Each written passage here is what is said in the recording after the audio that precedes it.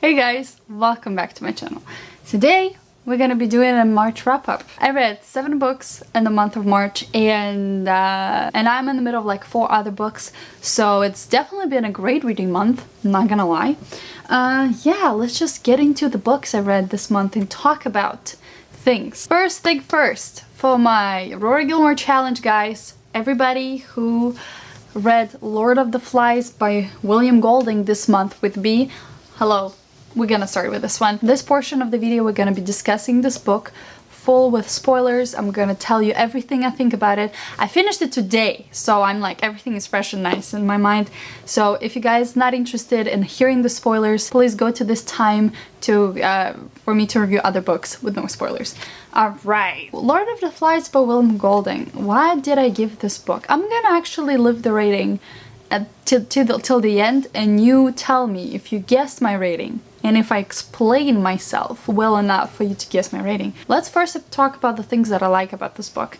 Fantastic idea, fantastic moral of the story. I love that the author was not scared to go and show us the violence of human nature, show us some really scary scenes. Things that I did not like about this book are too many. First of all, the writing was really flat. Some of the dialogues and conversations that were in the book were just so random and all over the place. Some of them did not even finish, so like the person would start speaking and just drop in the middle of the sentence, and that would happen so many times and so often that I was honestly getting frustrated. So because the book was really short, I feel like there was not enough meat on the bones. I feel like some of the things were missed out. There were so much questions that I had at the end of the book that were not answered, so many things that didn't make sense and thus made me not believe in the story, such as how did they survive the plane crash? Where did the airplane end up? If the airplane ended up nearby the island, how come only boys survived and no adults? Or why only boys were on the airplane and no adults? How come in the middle of the war, the whole airplane was loaded with only children and not their parents? And how come boys never tried to access that airplane that crashed that I assumed nearby the island, since they're children that are 6 years old that probably could not swim, were able to get to the island? It means, why didn't they access the airplane or get some supplies from it? How did they build their covers or shelters? How did they sharpen the spikes that they used to hunt pigs? How did they, cooked pigs and cut them without any supplies? I actually started listening as an audiobook, and the author said that he just had an idea. What if you put only boys on the island? Like, how would they behave? Which is a great idea, but I feel like he wasn't the author to write this book. Like, I'm sorry to say, like, I felt like this idea could have been executed so much better if somebody else wrote it. Somebody else actually went to this nitty-gritty experiences with introducing all the children and their problems and how they come to this point of committing cruel, violent thing without having any remorse. And not many people love this book, so if you love this book, I'm really glad for you. I wish that this was enough for me also, but I guess maybe I'm more picky. Maybe I had different idea in mind. Here's where my spoiler-free section ends. My spoiler friends, come on in, let's discuss the book in fullest. I would love your participation in the comments to tell me how did your reading experience went? Did you enjoy a book? Do you agree with me? Do you disagree with me? Be respectful. Honestly, I keep thinking too, how would I write the story? And honestly, what really bothered me is that there was not a clear point in which children became just horrible creatures. By the whole nature, humans could be violent and cruel, but if the human is raised in a society, especially England, how it's mentioned here, where you have clear government, when you have clear rules and laws to follow, where you have mother and father teaching you things and there are certain things expected from you, you're raised in a society, and that promotes you being sensitive and understanding your role in place and not crossing that line unless you have no supervision and unless you are in a complete different environment, which it was here. I still have questions of how long have they been on the island. If anybody read that out of the book, and I could have missed that, but like, if you read it out of the book, how long they actually been on the island, please let me know, because I'm honestly curious. The problem that I have with the book is how fast kids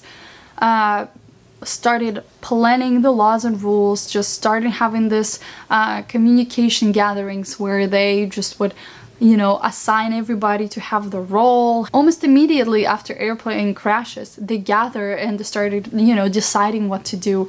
How fast they are assigned to go hunt. Let me tell you that children by their nature are not violent creatures, and most of the children don't even know until a certain age where meat comes from. The word meat doesn't sometimes being explained, especially in the modern days, where it comes from, unless children are raised on the farms, because words such pork and beef are really different from pig and cow. If you noticed in children's books, there's books about animals, and usually kitty and doggy are in the same dogs as pig and cow. And you know, children get asked, what does dog say, what does pig say, what does cow say, what does kitty say, and kids are not aware that the soup that they're eating have animals in there. There have been a lot of cases where kids are questioning, like, what is this, where it comes from, and when parents say this is animals and they're dead corpses and they're being killed for you to eat, a lot of children reject that and say this is not right. I'm also speaking from a personal perspective, since I was that kid. If you didn't know, I'm vegetarian, so it was my personal choice, my personal discovery, such as like eating animals is wrong and I don't want to partake in it. So I listened to audiobook the beginning and the end, because the audiobook was actually really bad, and I do not advise it. It was narrated by the author, and honestly should have been narrated by somebody else, because there was a lot of times when I felt the author honestly doesn't give a crap about reading his own book. It was a lot of like, and so they went and with this tone, and I'm like, are you serious? So do not recommend the audiobook for this one. Considering those two facts, when he mentions that it will be a cool idea to write how would children behave in the island, I think by having experience with over 20 children under the age of 10 being a nanny and seeing how kids do react, I would say that if they end up in the island, they would have recognized that, first of all, they're in an unknown place. They would be really scared for their lives. But, you know, if they wanted that freedom, if they wanted that, you know, being free of adults with no supervision, they would be really happy. And the last thing that they would do is to try to come up with rules to follow, since this is exactly what they don't want to do, is to follow rules. And even the 12-year-olds would just kind of chill and trying to survive by themselves. And how I imagine the story goes is that children do arrive on the island, and they kind of just go on their own, maybe in groups and pairs, try to find what to eat, which would be like fruits, berries, you know, some leaves, and eat that. And the last thing that they would think about is to go and kill innocent creature to fry it on the fire. Just saying. I know there are some children who are aware where it comes from. It's one thing being aware where it comes from and seeing mommy buying a plastic, you know, bag and seeing her cooking a chicken soup, and another thing going after a living creature, cutting its throat open to drain it of blood and then fry it. So no, children will not do it. So how I would expect the thing to go is them going and gathering things, maybe then realizing that they need covers and shelters to protect them from rain, from, I don't know, wind, for whatever else comes, and kind of like starting organizing the groups and working as a team to create something, to create coverings. I don't know with what materials they used. Again, this is a mystery to me, but they did in the book. They can do it probably in the book that I would imagine happening. Maybe after that, they would realize how following the rules and maybe following one leader and listening to one person who can honestly have more experience, such as an older guy, and maybe after a few weeks of them just running around, having fun, swimming in the ocean, playing with sand, being boys and being free, they would start understanding that the help is not coming, they need to do something about it. And maybe all these boys would then start creating some kind of, you know, ideas of how they can like survive. For example, build the fire. Again, one guy cannot do it, so he would probably go and involve everybody else, convincing them, creating a group, creating a community who cares and helps each other. Then maybe after a few weeks, after seeing that fruits and berries do not fulfill you long enough, or seeing that there's not enough fruits and berries on the island, and seeing that there are animals on the island, older guy probably would explain, hey, this is where actually food comes from, and we can probably, you know, kill these animals and eat them. And that moment would be a great example of childhood growing into adulthood, when you understand the price of life, when you are ready to take the life for your own good. Because for kids, as I mentioned, going and killing an innocent creature is not something every kid is up to do. You have to have some cruelty in you to do that, or a really important live to survive, which by 2 weeks being on the island and eating nothing but fruit would appear in some children's, with them being whining about always being hungry, not getting enough nutrition, and just being really weak. Would come to the conclusion together. They would probably fail a few times, but then they would understand that only by creating a circle, creating a group, they can go and catch the pig and kill it. And it would be a bad experience, but that experience could be the trigger for some of the boys to find this cruelty, to find this savageness. By the way, I got a new puppy, and here's my new puppy. He's being really whiny right now, so I gotta, you know, hold him for a little bit. It's Wesley. His name is Wesley, and he's not a cruel boy. He would not go stab a pig, by the way. Yeah. If you're interested, he is a trained Walker Coonhound, and he is 10 weeks old. That's right. All the characters were pretty different from one another. All like 4 main characters that we had. You know, the twins were kind of important, but like Ralph, Piggy, Simon, and Jack is what I am gonna be talking about. You know, Jack being a choir leader would be one of the most civilized and well-mannered boys out of all of them, because, well, being a leader of the choir in the church, like, you need some self-control so you can show that good manners to everybody else. Otherwise you wouldn't be the leader of the choir, unless, well, he has an angelic voice and he's a jerk. One of the things that I want to mention is a piggy named Piggy. We never really learned the name of the character named Piggy, and it's okay for, you know, for that times to have a character who is bullied. You know, not all the boys should get along, and it's okay.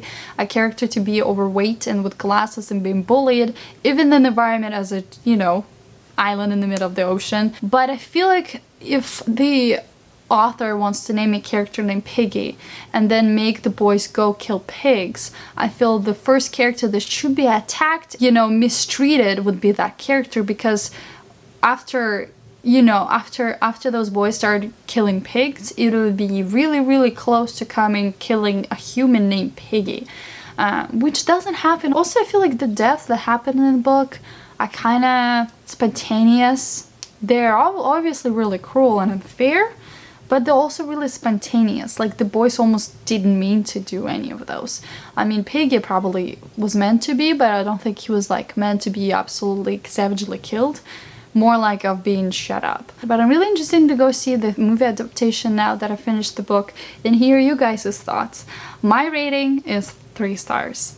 3 stars are really kindly 3 stars. Again, I feel like if the story was rewritten, if the story was a little bit more detailed, with more things talked about, with more character development, I would connect with it more. Okay, now that we're done discussing this book, overall I want to say that this month was kind of a meh month for me. Everything I read was pretty much 3 and 2 stars, and I had only one exciting book that was 5 stars. I just want to point out that I usually do not hate all the books that I read, and I don't want to talk about the books that I read, but this was just not a good month. Let's talk about California by Eden Lepke. I had this book for years. I bought it in 2017, and I finally got around reading this. I also read this as an audiobook when I was still feeling bad, recovering from my surgery. This was the last audiobook that I read. Feeling that low, it just happened that I finished it in March. And boy, oh boy. This book follows a man and a woman who are in the middle of this post-apocalyptic world. But something happened. I don't remember what happened in the world, but it's kind of like dangerous and they're all alone and they kind of have to survive their flashbacks and their normal life, and they're just the life that they're right now, like in the middle of nowhere trying to survive.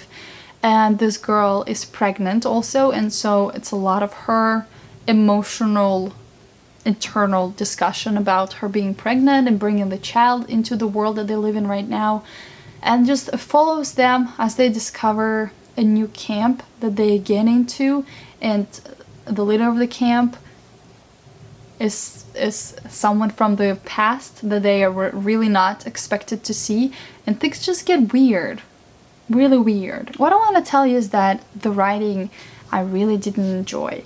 This book felt like it was written by a really unstable woman who starts a thought and cannot finish the thought for the life of her.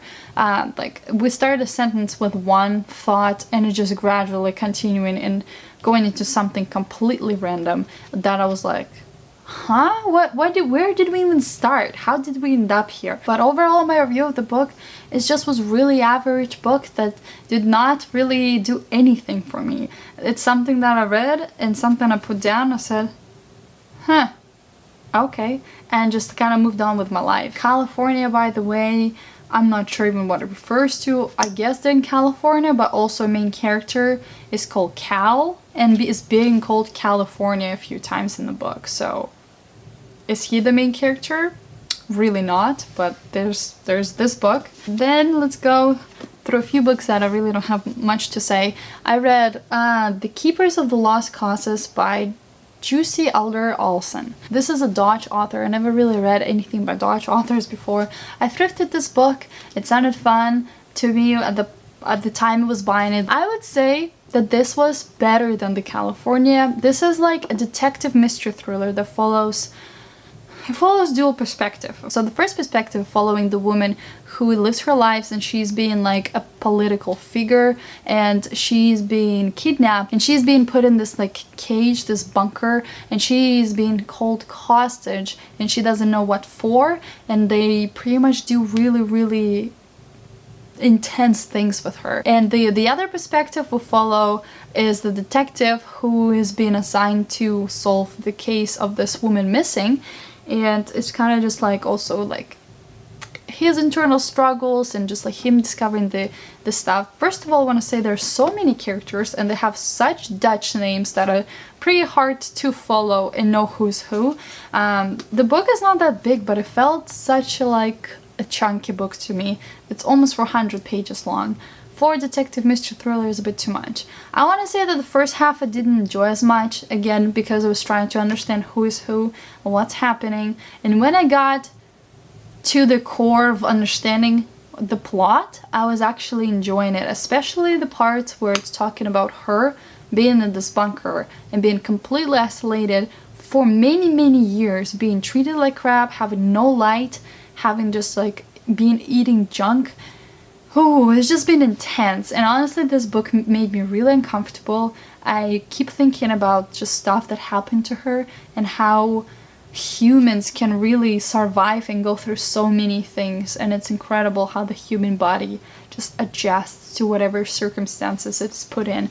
As a detective mystery thriller, I gave it like 3 stars. It was just alright. Then I'm gonna quickly mention The Rules of Magic by Alice Hoffman. This is part of my secret TBR video that I'm gonna finish one day, and you see I'm making progress. I only have 2 books left to read for that challenge, and I can finally start editing the video and put it up there for you.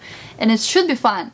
I hope it's fun because I've been working on this video for over a year or so. But yeah, I read this one, and honestly, if not for this challenge, I would not finish this book. I started this book back last year in December and I couldn't push through, so I put it down like 30 pages in, and I was like, you know what, I want to finish my challenge, so I'm gonna finish the book. I found the audiobook and this was just not for me. I can acknowledge that this is a very character-driven book. It talks about 3 siblings, what their names are, Jet, Franny, and Vincent, and they are possessing some kind of magic. All of them can do something different. It kind of runs in their blood, this magic and things that they can do, and they're also cursed. that they cannot like love happily and everybody they love dies type of thing. And it just was like the whole book was mumbling about their lives, about their feelings, about what they think, about who they love, about who they sleep with, about who dies and they love and sleep with that dies.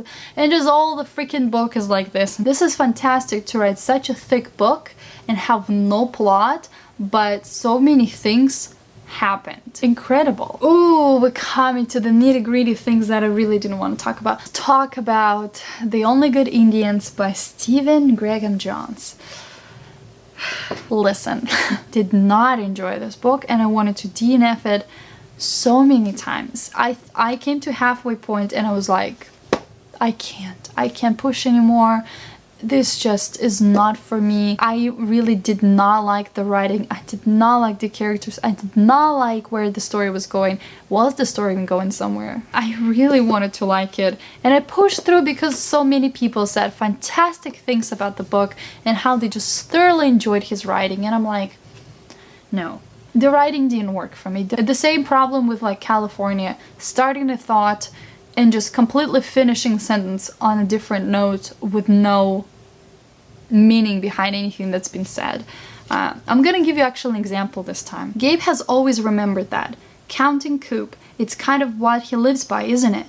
With wives and girlfriends, with jobs, with the law, with how much gas is left in the tank, and now with this. He counted Coop on his dad, had actually been brushing right past him while his other hand snaked the rifle, swinging it towards his left leg until the butt could catch on the steel toe of Gabe's butt, just like Denora's foot had, back when he taught her cowboy dancing. Huh? I was not scared even once in the book. This elk woman was hunting them because they killed her 10 years ago. All of a sudden she comes out and started looking for revenge. There's so much animal cruelty. There's so many dogs die. Wasn't scary. It was just like, why though? There are more dogs dying here than people. And like, what's the point of the book if like not enough people die in there? Like, come on. Then I picked up by myself another new book that I haven't hauled yet.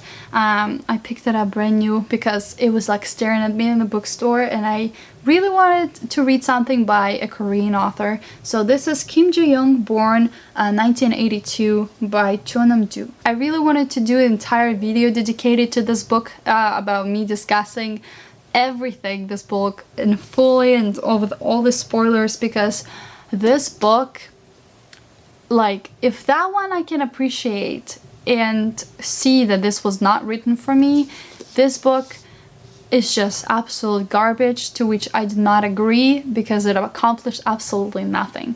Listen, I understand that this book is very popular. This author is very popular. One of my Korean friends described this book as being feminist Bible, which I was like, hell yeah, I want to read it. So I went into this book. I never read anything by Korean authors before, and this is supposed to be a story about this average woman named Kim Ji-young, who is just like, you know, born in the average family, raised, being discriminated by, you know, male presence, and just how just Korean's culture is being really misogynistic towards women and just being discriminated all the freaking time by her own literally brother, being harassed, and just kind of being this average woman who still ends up going to college, going to job, leaving her job because she married and she's having a child and this is her life.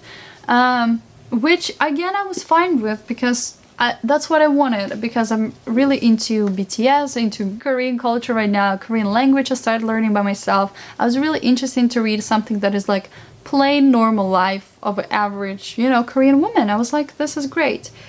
But I don't know if that's just an English translation of this book. I don't know how it reads in Korean. Of course, I have no experience of that. Hopefully one day I'll be able to learn Korean enough to read the entire book in Korean. But oh my gosh, the language in this book is so dry. It's drier than Arizona desert. Are you kidding me? It reads like an essay. It reads like a mature essay of a freshman who's just writing something. Let me know if you guys want me to make an entire video discussing everything.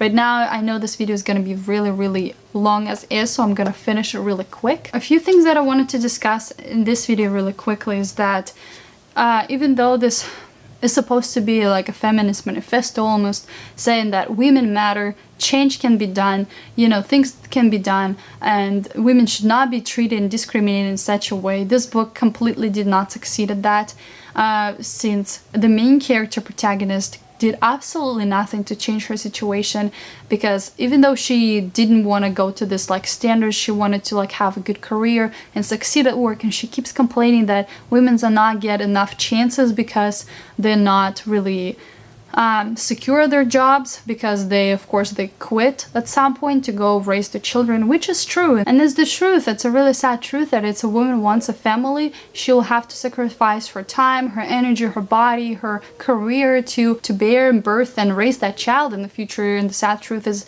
that men are just not involved with this process as much as women are, because, well, they do not birth children. And even though she wanted her career and she didn't really want a child, but she still went along with it because her kind of like family insisted, and she's like, well, you married, now where's the children? And she's like, I don't want to do it, but she did it anyway. And she's like, why men are being treated a certain way? She herself felt bad because she was pregnant with a girl and not with a human with a penis. Like, excuse me, you've been discriminated and treated badly and compared to men your whole life, and you still yourself upset that you have a girl.